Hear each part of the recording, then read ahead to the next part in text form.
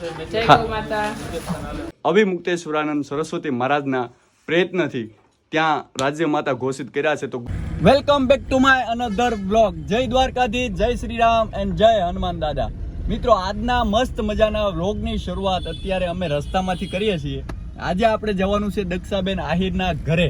કેમ કે મિત્રો, આપણે મહુવા અને ગૌ માતા આ બંને યાદ કરીએ ને એટલે આપણને દક્ષાબેન મગજમાં આવે. કારણ કે આ વિસ્તારની અંદર ખૂબ સરસ મજાનું ગૌપાલન દક્ષાબેન કરી રહ્યા છે અને ખૂબ સરસ મજાની સેવા દક્ષાબેન આહિર કરે છે. તો આપણે એમના ઘરે જવાનું છે અને ત્યાંથી આપણે ગૌ માતા વિશે થોડીક વાતો કરશું. ગૌ માતા વિશે થોડીક જાગૃતતા આવે. આમ તો દક્ષાબેન ખૂબ સરસ મજાની ગૌ માતા જાગૃતતા વિશે વાતો કરે છે. ગાય ગામડું અને ખેતી વિશે ખૂબ જાગૃતતા લાવે છે. તો આજે આપણે એમના ઘરે જવાનું છે. મારી સાથે છે પરવીન કાકા અને મનીષભાઈ, ને અમે અત્યારે જઈ રહ્યા છીએ દક્ષાબેનના ઘરે. તો ત્યાં જઈ અને આપણે વ્લોગ બનાવશું. તો વ્લોગના જોડાયેલા રહેજો. જય ગૌ માતા. તો જો અત્યારે આપણે આવી ગયા છીએ દક્ષાબેન આહિરની ત્યાં. આમ તો મહુવા પંથકની આજુબાજુમાં ગૌ માતાને યાદ કરો એટલે હારે દક્ષાબેન બધાને યાદ આવે. એના નામથી તમે બધા પરિચિત જ હશો. અહીંયા જો દક્ષાબેન છે. જય ગૌ માતા. તરુણભાઈનું સ્વાગત છે અમારી ગૌશાળામાં. અને પહેલી વાર આપણે ઘરે મહેમાન બનીને આવ્યા છે. તો મારી અને મારી ગાયો તરફથી તમારું સ્વાગત છે. અને ગાય વિશે આપણે ગાયને પાળી છીએ, પછી દૂધ દોઈ એનું જે કંઈ પ્રોડક્ટ બનાવે એ તો આપણને ખબર હોય છે. તો વધારે ખબર તરુણભાઈને વધારે ખબર છે, કારણ કે એ દિલ્હી અનશનમાં કોઈ ભાઈ ભેગા રહેલા છે. 3 વર્ષથી ગૌ રક્ષક છે. એટલે ગૌ રક્ષકને તો ગાયો ઓળખી જાય પાસે આવ્યો હોય ને ત્યાં. હે ને, ગૌ જો ગાય ગામડું ખેતી એની ઉપર લોકો એકવાર જરૂરથી આવવું જ પડશે. કારણ કે ગૌ માતાનું એક એક કણ આપણા જીવનની અંદર એટલું જરૂરી છે. ગૌ માતાનું ગોબર હોય, ગૌ માતાનું દૂધ હોય, ગૌ માતાનું ઘી હોય. ગૌ માતાના ગોબરમાંથી 150 પ્રકારની વસ્તુઓ બને છે, જીવન જરૂરિયાત વસ્તુઓ બને છે. મેં તમને આગળ પણ વાત કરી હતી. એ ફરીવાર આપણે એકવાર વ્લોગ પણ બનાવશું પાછો. મેં તમને કીધું હતું રાજસ્થાનની અંદર જે કંપની બનાવે છે ત્યાં મેં ખુદે વિઝિટ કરેલી છે. એટલે ગૌ માતા આમનો માતા નથી કહેવાના. એનું એક એક કણ આપણા જીવનની અંદર એટલું જરૂરી છે ને, એટલે આપણે એને માતા કહેવા પડે. અને ખાસ એકવાર ગૌ માતાને રાષ્ટ્રીય માતાનો દરજ્જો પણ મળવો જોઈએ. એમાં ઘણા બધા સંતો પણ આગળ કામ કરે જ છે. હવે મુક્તેશ્વરાનંદ સરસ્વતી મહારાજ હોય, તમામ લોકો, અને મળશે ક્યારેક. પણ અત્યારે ખાસ દક્ષાબેન પાસે આવ્યા છીએ કારણ કે ગૌ માતાની જાગૃતતા માટે એ ખૂબ મહેનત કરે છે અને એના વિડીયો અમે બધાએ જોયા છે. એટલે આજે એવું થયું કે ભાઈ દક્ષાબેનની મુલાકાતે જાય. એટલે ગામડે હતા તો ખાસ એમની પાસે અહીંયા આવ્યા છીએ અને ખૂબ મજા આવી. આજે એના મહેમાન થયા અને બહુ ખૂબ આનંદ આવ્યો અહીંયા જોઈને. આ બધી એની ગૌશાળા છે, આપ જોઈ શકો છો ગાયો. ખાસ કરીને તો તરુણભાઈ એટલા માટે આવ્યા છે, મારી માટે નહીં પણ ગાયો માટે આવ્યા છે. એક આ ગાય પ્રત્યેની લાગણી છે એટલા માટે. ને ગાય અમને કેટલા માણસોની મુલાકાત કરાવે છે, આવા મહાન માણસોની, એ અમારી માટે ધન્યની વાત છે. દક્ષાબેનને મળી અમને પણ ખૂબ આનંદ આવ્યો. જય ગૌ માતા. તો આપણે ગૌ માતાની સેવા કરતા એવા ગૌ પ્રેમી દક્ષાબેન સાથે મુલાકાત કરી. તો આ જો ગૌ માતા, તો મને એવું થયું આ જે સ્પેશિયલ બ્લોગ છે ને એમાં ગૌ માતા જ માત્ર આવે અને ગૌ માતાની જ માત્ર વાત હોય એવો જ આપણે વ્લોગ બનાવીએ. તો હું અત્યારે આ છે અમારા ગૌ માતા.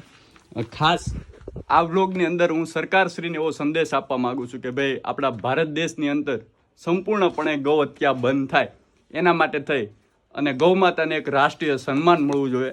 આના માટે આપણા ભારત દેશના 4 પીઠના જગતગુરુ શંકરાચાર્ય, અવિમુક્તેશ્વરાનંદ સરસ્વતી અને 4 પીઠના સંતશ્રીઓએ આના માટે ખૂબ સરસ એવી મુહિમ ઉપાડી છે. તો એના પણ પહેલાં, એટલે કે રાષ્ટ્રીય માતાનો દરજ્જો મળતા પહેલાં એક રાજ્ય માતાનો દરજ્જો મળે. એટલે કે આપણી ગુજરાત ગવર્મેન્ટ ગુજરાતમાં રાજ્ય માતાનો દરજ્જો આપે. રાષ્ટ્રીય માતાનો દરજ્જો એ ભારત લેવલની વાત છે, એ ભારત સરકારે કરવાનું હોય છે. અને જે રાજ્ય માતાનો દરજ્જો છે એ આપણી રાજ્ય સરકારે રાજ્ય માતાનો દરજ્જો આપવાનો હોય છે. આમ તો જો વાત કરીએ ને તો ઘણા રાજ્યમાં ઉત્તરાખંડ હોય, હિમાચલ પ્રદેશ હોય, અને હમણાં જ હાલમાં આપણા મહારાષ્ટ્ર સરકારે પણ, શિંદે સરકારે અહીંયા રાજ્ય માતા ઘોષિત કરી દીધા. અવિમુક્તેશ્વરાનંદ સરસ્વતી મહારાજના પ્રયત્નથી ત્યાં રાજ્ય માતા ઘોષિત કર્યા છે. તો ગુજરાતની અંદર પણ ગૌ માતાને રાજ્ય માતાનો દરજ્જો મળે એ માટે આપણે સરકારશ્રીને વિનંતી કરીએ કે વહેલી તકે પહેલાં સૌપ્રથમ ગુજરાત સરકારમાં રાજ્ય માતાનો દરજ્જો આપે, પછી ધીમે ધીમે રાષ્ટ્રીય માતાનો દરજ્જો મળે. તો એના માટે ઘણા બધા સંતો મહંતો, ઘણા બધા વ્યક્તિઓ એ ખૂબ મહેનત કરી છે. તો ગુજરાતમાં આપણે સંત શ્રી કાળીદાસ મહારાજ હોય, ઘણા બધા મહેનત કરે છે, તો એને અવશ્ય ગૌ માતાને રાજ્ય માતાનો દરજ્જો મળવો જોઈએ. તો આ જે બ્લોગ હતો, મેં કીધું સ્પેશિયલ ગૌ માતાની જ વાત થાય તો ખૂબ સારું રહે, અને ગૌ માતાને વહેલી તકે રાજ્ય માતાનો દરજ્જો અને રાષ્ટ્રીય માતાનો દરજ્જો મળે, તો જેથી કરી સંપૂર્ણ ભારતની અંદર, સંપૂર્ણ ગુજરાતની અંદર ગૌહત્યા છે એ બંધ થાય. કારણ કે આપણું રાષ્ટ્રીય પક્ષી મોર છે, તો મોરને કાંઈ પણ થયું હોય તો એની તમામ જવાબદારી સરકારશ્રીની હોય છે. તો એવી રીતે ગૌ માતાને પણ જો રાજ્ય માતાનો, રાષ્ટ્રીય માતાનો દરજ્જો મળશે તો એની તમામ જવાબદારી છે એ સરકાર નિભાવશે. તો જેથી કરીને અત્યારે ગૌ માતાનું દૂધ, દહીં, આ બધું ટૂંકમાં ગૌ માતા દૂધ આપતા હોય ત્યાં સુધી ઘણા વ્યક્તિઓ રાખતા હોય છે, અને ત્યારબાદ એને તરસોડી મૂકતા હોય છે. તો આવા સમયમાં જો રાષ્ટ્રીય માતાનો દરજ્જો મળી જશે તો આ તમામ વસ્તુઓ બંધ થશે. મારા જ ગામની વાત કરું તો છેલ્લા 10 દિવસમાં લગભગ 4 થી 5 ગૌ માતા અને નંદી મહારાજનું મારણ કરી નાખ્યું છે સિંહે. કારણ કે એ તો જો આમાં સરકારશ્રી એની જવાબદારી લઈ લેશે તો ગામડે ગામડે ગૌશાળા હોય, તાલુકાઓમાં ગૌશાળા હોય, આવી તમામ વસ્તુઓ થશે તો ગૌ માતાને એક ટૂંકમાં એને સુરક્ષા કવચ મળી જશે, અને જેથી કરી ગૌ હત્યા છે એ સંપૂર્ણપણે ભારતની અંદર નાબૂદ થશે અને બંધ થશે. તો બસ આજનો વ્લોગ આપણે સ્પેશિયલ ગૌ માતા માટેનો જ રાખશું. ફરી મળશું કાલે નવા વ્લોગમાં. ત્યાં સુધી તમામને જય દ્વારકાધીશ, જય શ્રી રામ એન્ડ જય હનુમાન દાદા, ને જય ગૌ માતા.